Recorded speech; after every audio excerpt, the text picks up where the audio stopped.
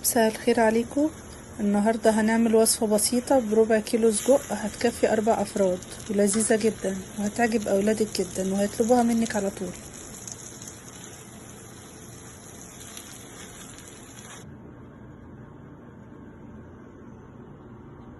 هنحتاج مكعب زبدة، بصلاية رانشات، مشروم وممكن نستغنى عنه، جبنة رومي، بقدونس للتزيين، جبنة موتزاريلا، فلفل ألوان، فلفل حامي، ربع جزرية مبشورة، وربع كيلو سجق.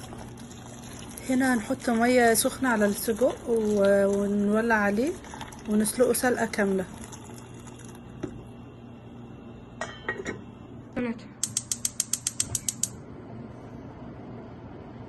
هوب.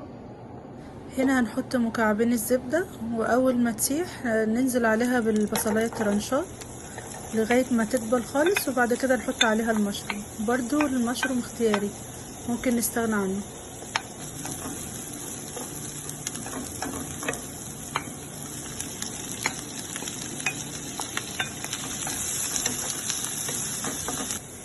وهنا بعد ما البصل دبل والمشروم دبل هننزل بكل الفلفل اللي عندي الالوان والجزرايه المبشوره والفلفل الحامي، برضو الفلفل اختياري ممكن نشيله خالص.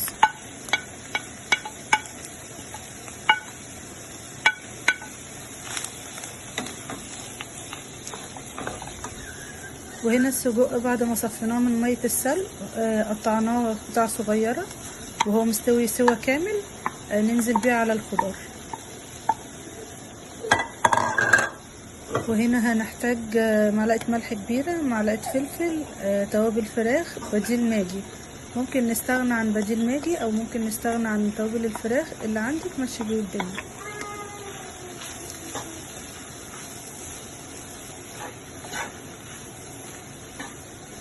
وهنا هننزل بجزء من البقدونس وجزء من الجبنة ونقلبهم مع بعض.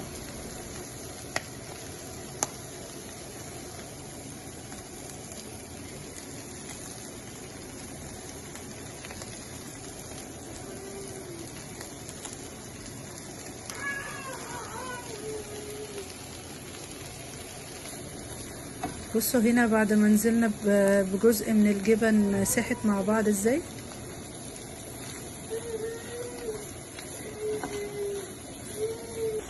وهنا هنحط باقي الجبن على الوش والبقدونس للتزيين ونغطيها لغاية ما الجبنة تسيح.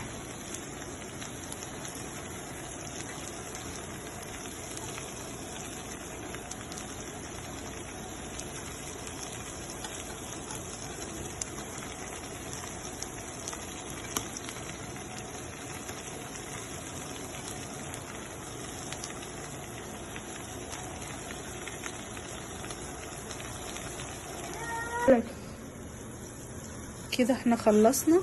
شوفوا بقى النتيجة شكلها عامل ازاي، خطيرة.